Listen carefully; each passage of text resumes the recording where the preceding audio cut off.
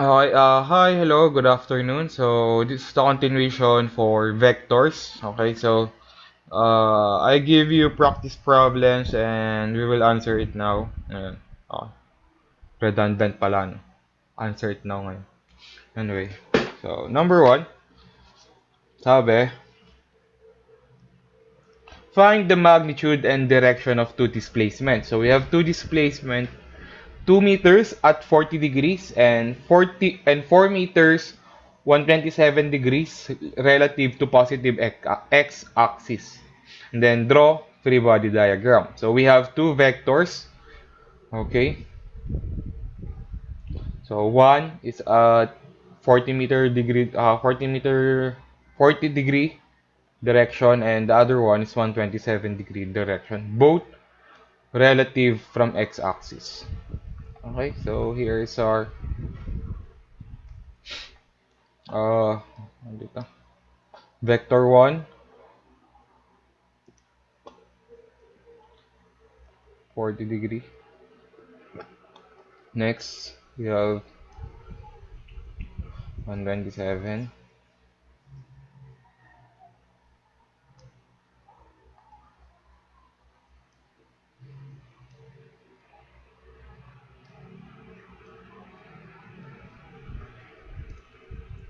Around 4 meters. And then 2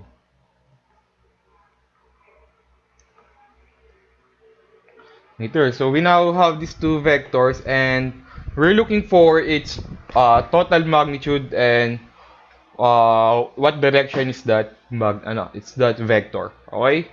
So we do gawa tayong graph or table pala. X component and then y component. So we have V1 and then V2. So dahil relative x-axis naman siya guys, hindi na tayo mahirapan. So based naman sa discussion ko sa inyo before, di ba? The relative to positive x-axis, madali na lang siya. Okay, so ito magiging 2 cosine 40 and then 2 sine 40. Okay, so di kaya tatanungin bakit naging ganyan yung ano natin. Pinakita ko naman na siya, di ba? So this one's magiging 4 cosine 127 4 sine 127. Okay, so kunin natin yung summation, yung total nito, which is summation of Vx and then summation of Vy. So, disclaimer ha. So, ngayon, technically, V pa yung ginagamit ko kasi we're talking about vectors. Pero once na we're talking about force systems na resultant force and so on, ibang ano na yun. Okay, although parehas pa rin naman siya. Pinapakita ko lang. Okay? So, ayun nga.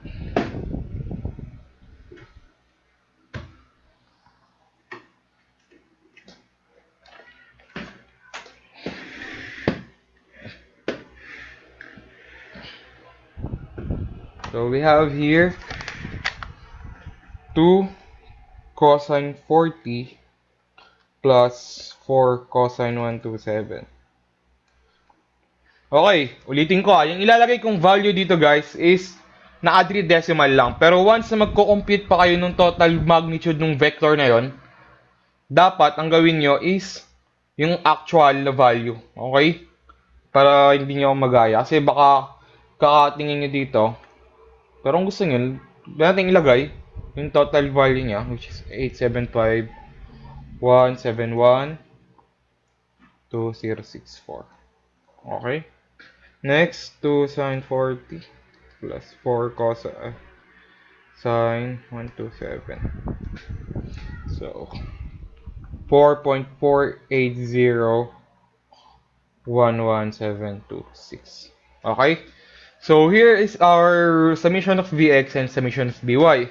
So, let's try, para mas magets nyo kung nasaan yung vector natin, tsaka ano yung magiging angle niya, is i-plot natin itong Vx and Vy. Let's make it look like a coordinates. Okay, paano siya magiging coordinate? So, xy coordinate siya. So, magiging, ito, from here, magiging, ganito siya. Okay? Negative 0.875, 4.48. Okay, kung ganyan. So, i-plot natin ngayon itong coordinate na to, itong point na to. Okay? So, dito, tapos, so ito ngayon yung position. Yan ngayon yung position ng total vector natin from the origin. Okay? So, anong papansin nyo? Mapapansin nyo itong x and y component looks like parallelogram law. Okay? Mukha siyang parallelogram law, pero we are more on accurate computations. Hindi tayo nakabase sa scaling. Okay? 'Di ba? Sa parallelogram law natin, kung naalala niyo yung discussion natin before, both components or both vectors na kailangan mo i-add is starting from the origin, and then they will intersect sa kabilang side. 'Di ba? So, ganun din. Parang ganito din yung setup niya. Okay? So, technically, magko-converge din yan. Kung naka-scale yan. Dahil di mo siya in-scale. So, ayan. Bale, yung vector lang natin, alam lang natin kung saan yung positioning niya. So, bale, ito na yung vector na meron tayo. Ayan na siya. Okay? So, ayan na yung vector na meron tayo. So, ngayon, dahil alam na natin yung position ng vector natin, technically, din tayo mahihirapan sa pag-alam nung angle niya. Pero before we get the angle or the direction, we must get first kung anong value nung vector na yon. Okay? So, to get the vector, equate lang natin yung, ito kasi yun ito yung magiging, ito yung Vy mo. Ayan. Yung dotted line na yan. Ito yung Vx mo. Okay? So, ayun yung idea na yan. Para mag-gets ninyo.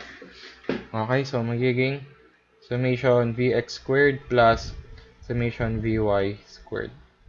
Okay. So, meron na tayo. And then, we have here. So, ayan. 0.875 squared plus 4.480 squared. Okay. Square root.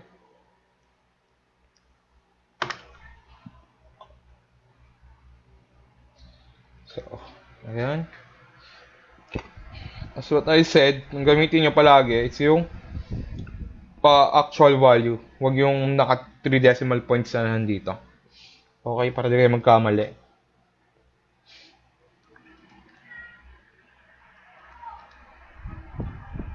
So,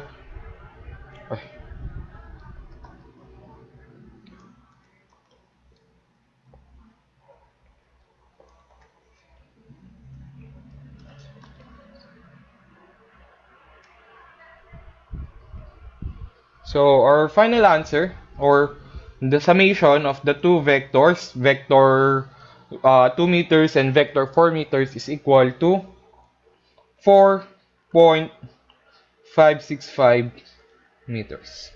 Okay, so we now have the total magnitude. Okay, we now have the magnitude.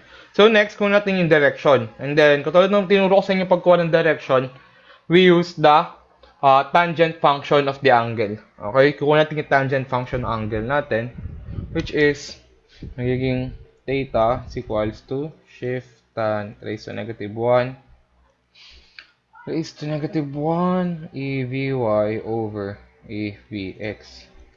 Okay, so ayan, shift tan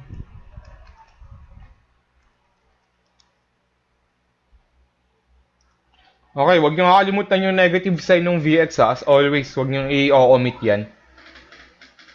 Okay, 0.875171264.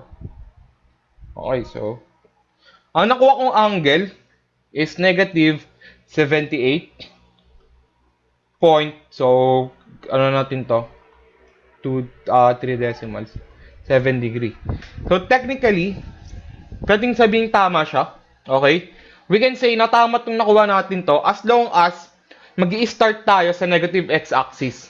Okay? So, pwede natin sabihin na tama itong angle na to if we start from here. Okay? If ito yung angle na ano natin. Okay? So, pwede natin sabihin Pag final answer, 78.947 from negative x-axis. Pwedeng ganyan. Okay? Pag ang kukunin natin na angle is from positive x-axis, we must, para makuha natin yan, is ano tayo, more on trigo idea to Yung tinatawag natin na concurrent angles. Okay? May topic sa trigo kasi na tinatawag na concurrent angles. Okay? So, ibig sabihin nun, technically, medyo matrabaho tong topic na to. Pero, ganito na lang. Okay? Ganito na lang. Para technique natin, once na nasa direction na tayo. So, dahil ang angle natin madalas, guys, is from or relative to positive x-axis. Kahit saan man tayo magsimula, kuwari, nandito yung vector natin. Kuwari, we have vector here. Okay? Di ba? Ang angle na, ang ano natin ng angle is paganyan. Okay? Hindi naman palaging paganyan. Although may mga kumukuha ng ganyan, pero negative kasing labas dyan. Ang palaging movement ng angle natin is pa counterclockwise. Okay? Palagi 'yon. So, kung yung mga vectors natin sa ibang quadrant, so quadrant ng tawag dito, quadrant 1, quadrant 2, quadrant 3, and then quadrant 4. Kung sa iba't ibang quadrant yung mga angle na meron tayo, analyze natin kung nasaan quadrant siya. First, in quadrant 1, so huwag nyo napansin itong concurrent, matrabaho to. Hindi ko na siya, ito na lang. Pag nasa quadrant 1 kayo, Q1, okay? Ang angle na dapat na meron ka is 0 to 90, okay? 0 to 90 degree. While quadrant 2, ang angle mo dapat is 91 to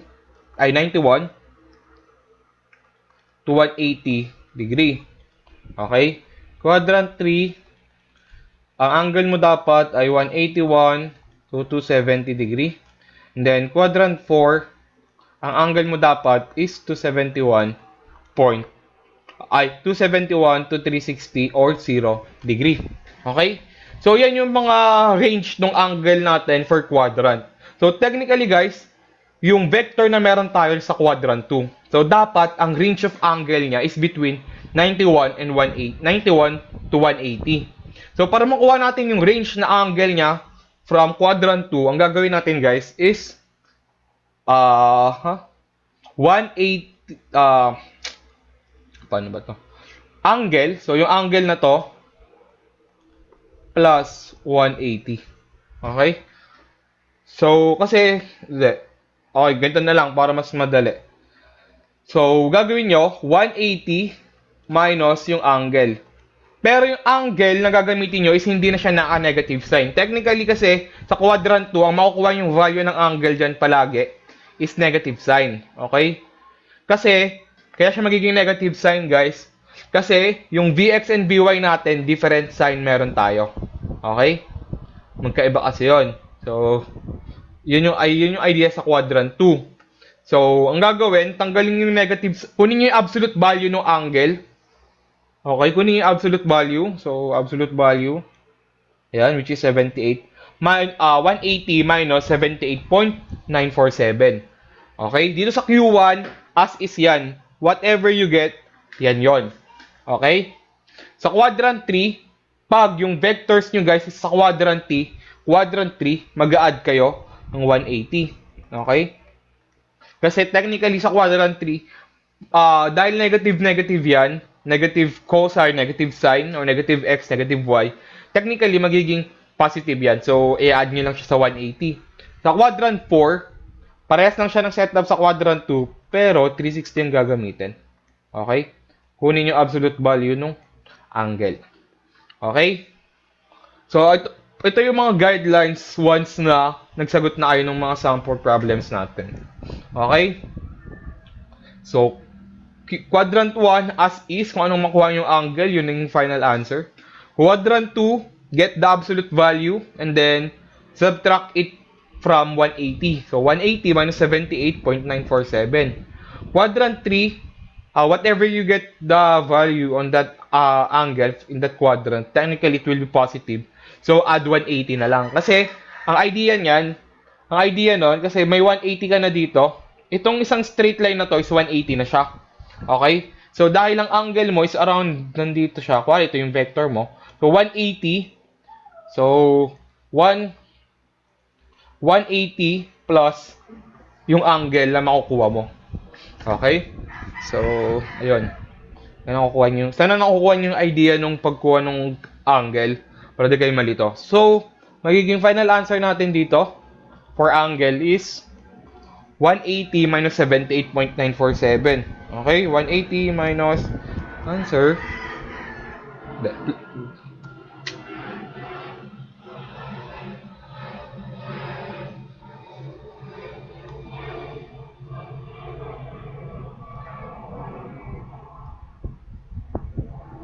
180 minus 78.947.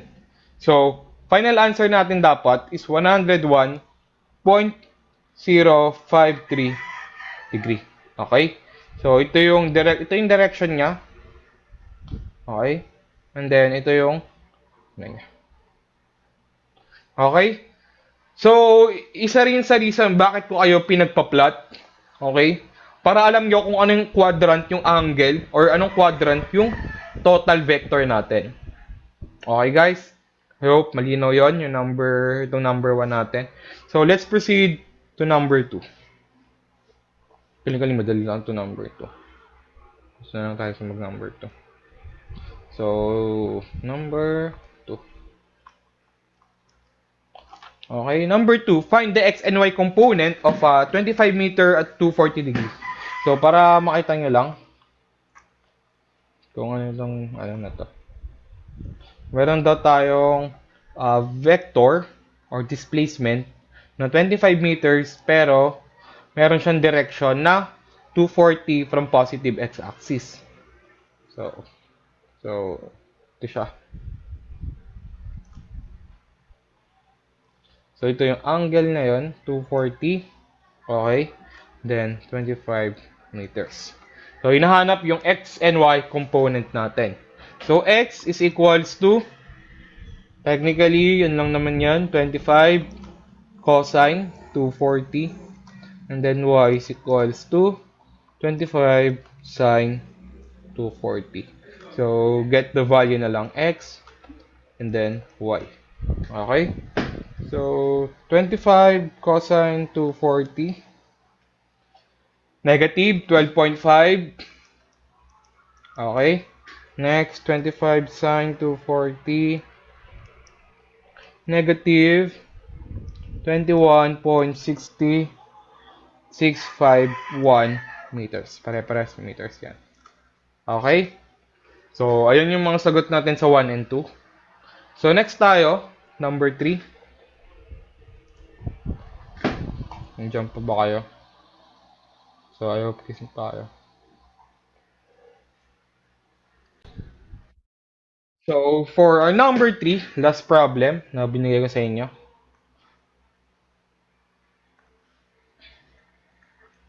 So, we have four vector system. So, meron tayong 4 na vectors dito. And let's solve the magnitude of this one. And, ayun, let's try. So, draw muna natin. Okay, please make sure na ito-drawing nyo yung system. So, free body diagram or system, parehas lang yan. Mostly, yung free body diagram natin is nasa coordinate system, ayan, or Cartesian plane na tinatawag, para mas ma-illustrate nyo kung ano yung nangyayari sa system na meron tayo. Okay, so technically, puro vectors pa lang naman to eh, puro displacement pa lang. Which is, sa midterm, more on force system na tayo. Concurrent system, ganon, mga coplanar. Okay? So, first, we have vector 1, degree. So, sige, try natin maglagay sa quadrant 4. So, 14 Newton. Next vector.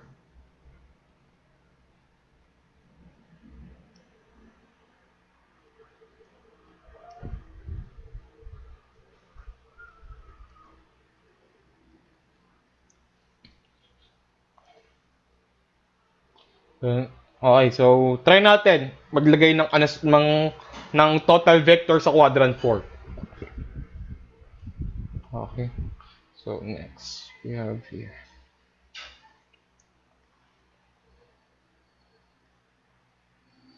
So hindi na ito yung mismong problem number 3. Okay, para makita nyo lang din. And last,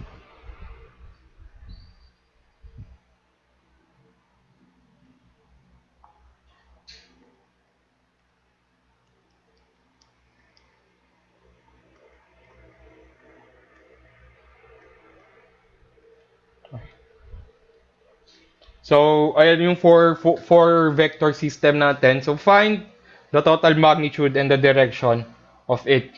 Okay? So first, pwede natin analyze. Okay? Or ano. So first, table ulit, x and y component.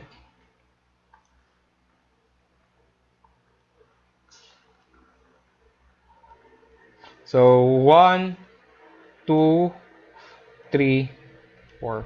Okay? Papansin nyo, when it comes to naming numbering vectors, ginagawa ko palagi is pa-counterclockwise din para hindi nakakalito. Pero lang sa inyo yun kung paano yung way of solution nyo dyan. Pero as long as malinaw naman. Okay? So, x and y component. So, 1, we have technically nasa quadrant 1 lang siya. So, as is lang yan. 14 cosine 60. And then, 14 sine 60. So, itong number 2, medyo tricky part. Okay? So, dahil katulad ng sabi ko kanina, ASTC guys, pwede natin, step 1, para di kayo, pwede natin gawin, shortcut method, pwede natin gawin, actually, pwede natin gawin yung 180 minus angle. Okay? So, 180 minus angle is equals to, hindi, mali yun. Hindi pala pwede yun. Kasi yung angle na yun is relative to negative x-axis.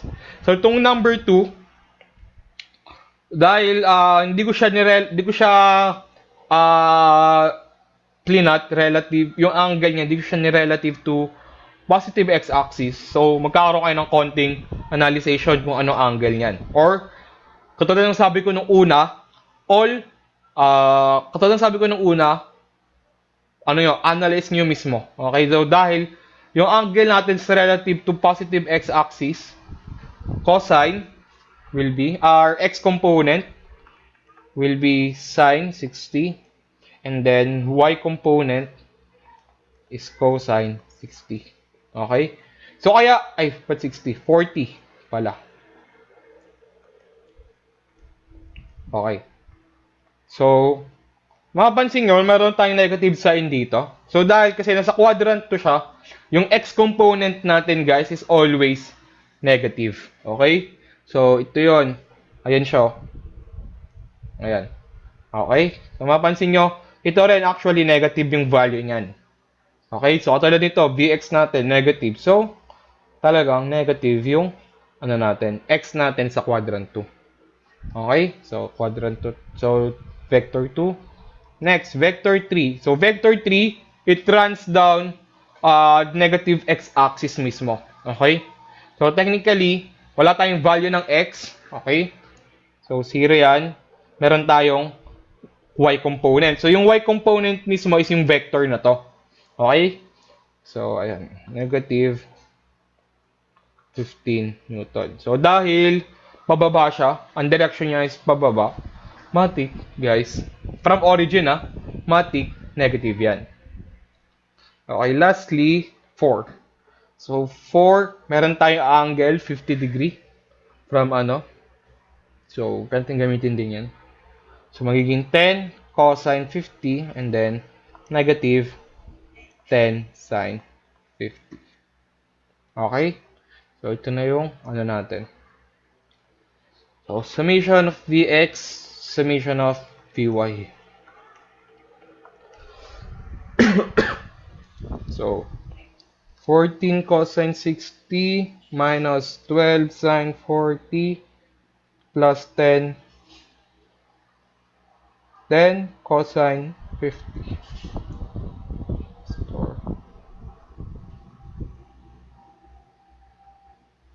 Oh, shit. Ulit. 14 cosine 60 minus 12 sine 40 plus 10 cosine 50. Should store. So, Vx is equals to 5.71714. Okay? Newton. So, next, y component natin, 14 sine 60 plus 12 cosine 40 minus 15. May Newton din yan. Ito huwag na nalaman yan. Minus 10 sine 50. So, ang lumabas is negative 1.344 Newton. Okay? So, mapapansin nyo, based dun sa sign nung x and y natin, it falls down to quadrant 4. Okay? So, Vx 5. So, hanggang dito yan. Tapos, 1.3. Ito siya. Ito yung vector natin. Okay? Yan yung vector na meron tayo. So, let's try to solve yung angle. Okay? Ay, de. Solve mo natin yung Vx. Ay, yung V. Yung summation of V. Okay? Sorry, ang pangit ng V. So, V is equals to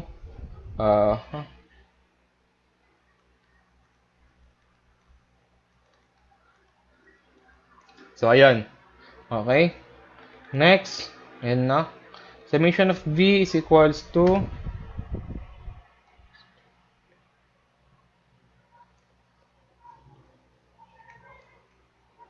final answer is 5.87 Newton. Okay? So, ito, yung total vector natin is equal to 5.87 Newton. Okay? Last, gawin natin yung, kunin natin yung angle. So, theta is equals to tan raised to negative 1.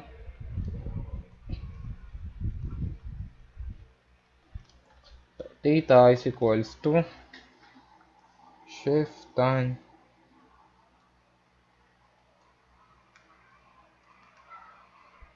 So, ang nakuha kong angle is negative 13. Okay? Negative 13.23. So, negative 13.231 degree. Technically, guys, yung angle na yan, yung negative na yan, ibig sabihin nun, ang ikot ng angle natin is pa-clockwise. Okay? So, ito. Yung angle na yan, ang ikot na yan is pa-clockwise from x-axis. So, katulad nito. Itong negative 78 na to, guys. Ayan ha. Katulad ng negative 78 na to. Pa-clockwise siya from this x-axis na to. Okay? So pag ganun siya, ayan, pag papunta doon sa dulo na yon, ibig sabihin nun, equals to negative 78.947 degree siya. And dahil ang angle na kinukuha natin madalas is relative to positive x-axis, kaya natin ginawang ganito. Okay? Para makuha natin yung para makuha natin yung angle relative to x-axis, natin gawin ngayon itong process na to. Okay? So, katulad din nito, guys. Katulad din ito. Ang nakuha natin angle is negative 13.231. So, yung angle na yan is ito siya. Okay? Yan siya. Yan yung angle na yan. Okay? So, para makuha natin ito kasi hindi siya from positive x-axis eh. Mukha lang siyang from positive x-axis, pero technically, ang movement niya is clockwise. Ang tamang movement ng from positive x-axis is counterclockwise. Okay, so dahil ang movement niya is clockwise, guys, clockwise yan ha. Okay, malilito. Okay, so pa right to left, dapat left to right. Okay, so para makuha natin itong angle na to, ito yung kailangan natin na angle. Ayan. Ima-minus natin ngayon to. 360 minus 13.231. Okay? So, theta is equals to... So, dyan na pumasok ngayon yung ginawa natin kanina. Ayan, yung nakasulat dito. Get the absolute value and then subtract it from 360. Okay? So, 360 minus 13.231. So, final answer, our angle from positive x-axis is equal to 346.769 degree. Ay, sorry, may sira.